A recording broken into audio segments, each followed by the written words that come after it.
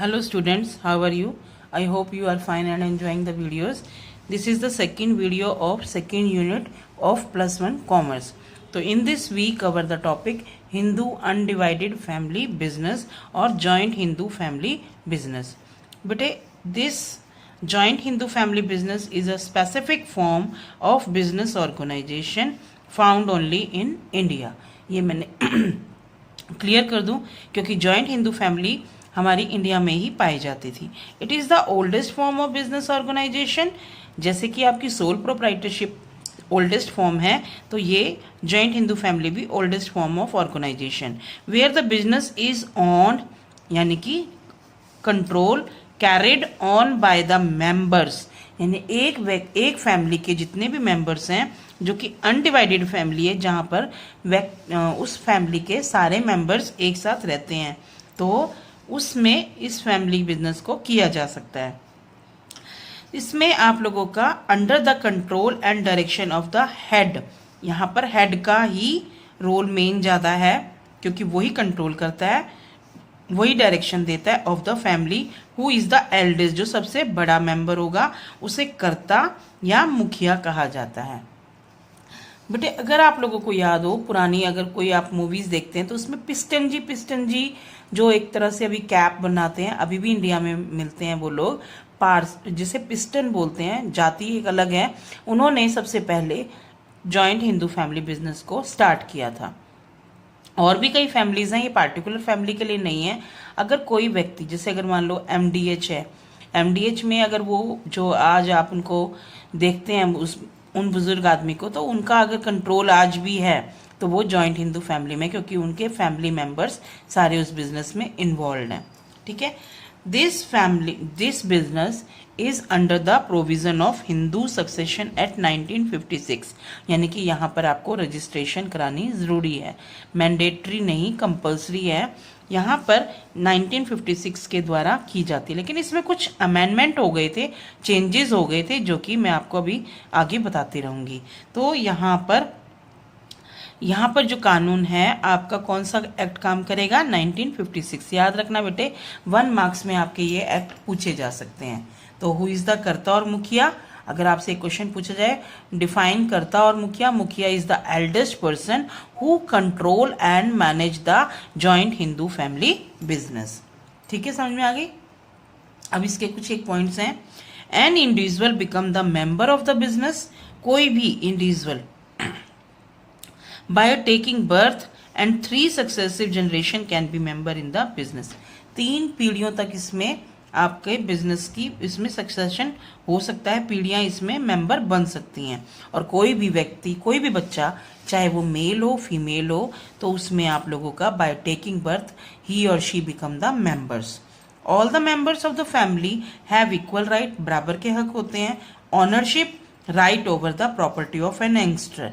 यानी कि उनकी पैतृक संपत्ति. एंगस्टर का मतलब होता है जो पेरेंट्स की होती है, उसे हम बोलते हैं एंगस्टर या पैतृक संपत्ति. पैतृक का मतलब होता है कि जो पिता की तरफ से हो, नोन एज को पार्टनर और को पार्टनर. एक ही बात है, क्वेश्चन पूछा जा सकता है इसमें कि डिफाइन को पार्टनर और को पार्टनर. ये क्वेश्चन इसलिए बता रही हूँ 1 मार्क्स में आ सकते हैं. तो आपने डिफाइन क्या करना है को पार्टनर में? All the family member of joint Hindu family business which have right over the property of an ancestor. ये लिखना पड़ेगा तभी 1 मार्क्स मिलेंगे कि उनका एंगस्ट्रल प्रॉपर्टी में बराबर का हक होता है, तो वो को पार्टनर होते हैं. आई होप यू अंडरस्टैंड.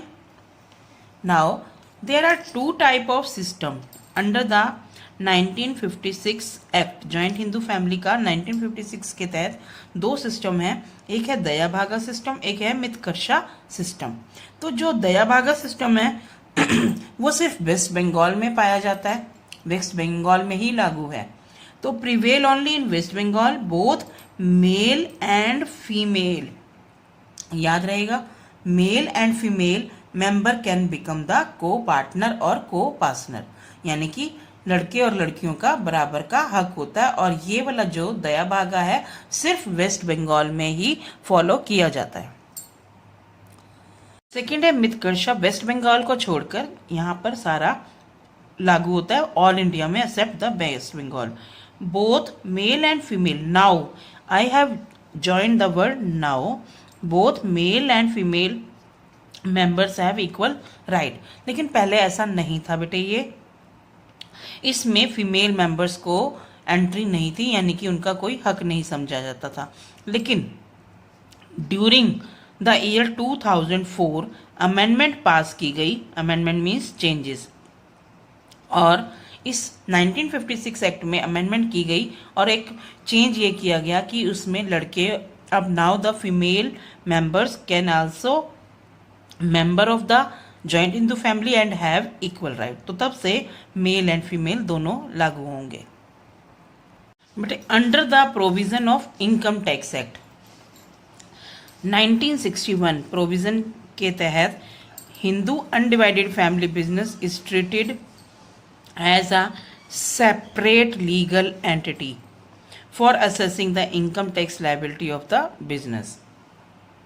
बेटे ये इतना ज़रूरी नहीं है, लेकिन मैंने आपको आपकी नॉलेज के लिए बताया है कि 1960 एक्ट कानून के तहत इनकम टैक्स में जो पहले जॉइंट हिंदू फैमिली था उसको सेपरेट एंटिटी नहीं माना जाता था, कि उसका जो करता है वही अनलिमिटेड लाइबिलिटी होती है उसकी.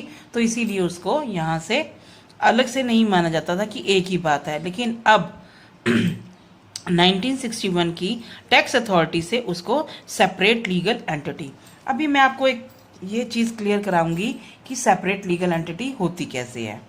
तो उसके बाद है, पहले इसको क्लियर ही कर लें क्योंकि इसके बाद फीचर्स शुरू हैं हमारे. तो बेटा देखो, आपने सेपरेट लीगल क्या होता है कि in the I of law, कानून की नज़रों में जब आपका बिजनेस खड़ा किया जाता है तो वो एक आर्टिफिशियल पर्सन बन जाता है, जहां पर आप अलग चीज हो और आपका जो बिजनेस है that is a separate form. उसी को लीगल सेपरेट एंटिटी यानी कि बिजनेस की अपनी पहचान है. That is only possible not only in case of company as well as in joint Hindu family after passing the amendment 1961. Clear? Now the features of an Hindu divided family business. Formation में इसमें थोड़ी सी legal formalities होती हैं लेकिन मुश्किल नहीं है. At least इसमें कंडीशन है, at least 2 family members with some ancestral property, जो कि सबसे पहले 2 फैमिली मेंबर होने जरूरी हैं और उनके पास कुछ एंगस्ट्रल यानी उनकी पैतृक प्रॉपर्टी होना जरूरी है. Inherited joint Hindu family business is governed bye the Hindu succession act 1956. यहाँ पर ये सिर्फ हिंदू सक्सेशन का मतलब ये नहीं है कि जो हिंदू परिवार है वो ही इस बिजनेस को अडॉप्ट कर सकते हैं. इसमें कोई भी कम्युनिटी होती है. मैंने पिस्टन जी का कहा, अगर कोई मुस्लिम है, या इसमें सिर्फ जॉइंट फैमिली के लिए यहाँ पर जो कंडीशन है 2 फैमिली मेंबर होने चाहिए कम से कम और एंगस्ट्रल प्रॉपर्टी होनी चाहिए. ठीक है, समझ में आ गई? लाइबिलिटी, यहाँ पर जो ओनर है, जो करता है, सिर्फ उसकी लाइबिलिटी अनलिमिटेड होती है. अनलिमिटेड का मतलब जैसे मैंने अभी सोल प्रोप्राइटरशिप में बताई कि उसकी पर्सनल प्रॉपर्टी तक बिक सकती है, लेकिन जो बाकी मेंबर्स हैं उनकी लाइबिलिटी होती है लिमिटेड, यानी कि जितना उनका शेयर है. मैंने यहाँ पे कहा था कि सबका इक्वल शेयर होता है, तो किसी पर्सन ने अपने शेयर में से इंडिविजुअली अगर अपना कोई अलग से बिजनेस कर लिया या कहीं इन्वेस्टमेंट कर दी तो वो आपका अफेक्ट नहीं होगा. जितना आपका बिजनेस में शेयर है उतनी ही आपकी लाइबिलिटी होगी. Now we comes to the control. Control karta का ही होता है. ही और she take all the decision. उसी और बाकी मेंबर्स को वो डिसीजन मानने होते हैं. कंट्रोल इज ऑफ ओनली कर्ता, चाहे वो मेल हो चाहे फीमेल हो, बाकी सबको फॉलो करने पड़ते हैं. कॉन्टिन्यूटी इसमें रहती है. मान लो अगर कर्ता इन कोई बुजुर्ग हो गया या वो डिसीजन लेने के लायक नहीं है या उसकी डेथ हो गई, तो उसके बाद जो नेक्स्ट एल्डर पर्सन होगा, मेल और फीमेल, वो उसमें बन सकते हैं कर्ता. तो वो बिजनेस कॉन्टिन्यूटी रहती है, यानी कि इसमें बिजनेस की कॉन्टिन्यूटी रहेगी after when the karta is become,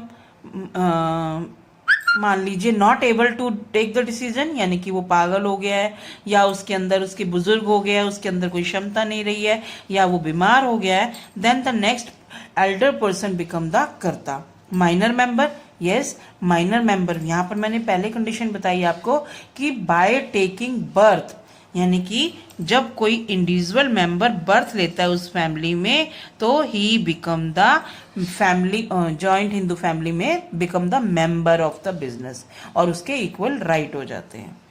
but registration not mandatory, पहले मैंडेटरी था लेकिन now it is compulsory as it is governed by the Hindu law act 1956। Clear, समझ में आ गई? I hope you understand. But जिनके पास पुरानी बुक है वो इस चीज़ को नोट कर ले कि जॉइंट हिंदू फैमिली में सिर्फ उसकी डेफिनेशन और फीचर इज इन सिलेबस, बाकी आपके जो उसकी मेरिट्स हैं, डिसएडवांटेज हैं वो नहीं है। इसमें सिर्फ आपको ये छोटे छोटे जो टर्म्स बताई हैं वही होनी चाहिए। एक इंपॉर्टेंट नोट कर लीजिए, the joint Hindu family business is on the decline, अब बिल्कुल गिरावट की देर पे है, because of diminishing number of joint Hindu family in the country. हमारे देश में अब जॉइंट हिंदू फैमिली के जो नंबर हैं, फैमिलीज हैं, वो डिक्रीज होती जा रही हैं, इसीलिए इसकी रजिस्ट्रेशन भी लिमिटेड हो गई है। आई hope you understand. If you like the video, share the video with your friend and because sharing is caring. और उसके बाद आप अपने मेरे इस चैनल को सब्सक्राइब कीजिए ताकि मुझे प्रोत्साहन मिले और मैं आगे ऐसी अच्छी वीडियोस बना सकूं। Thank you.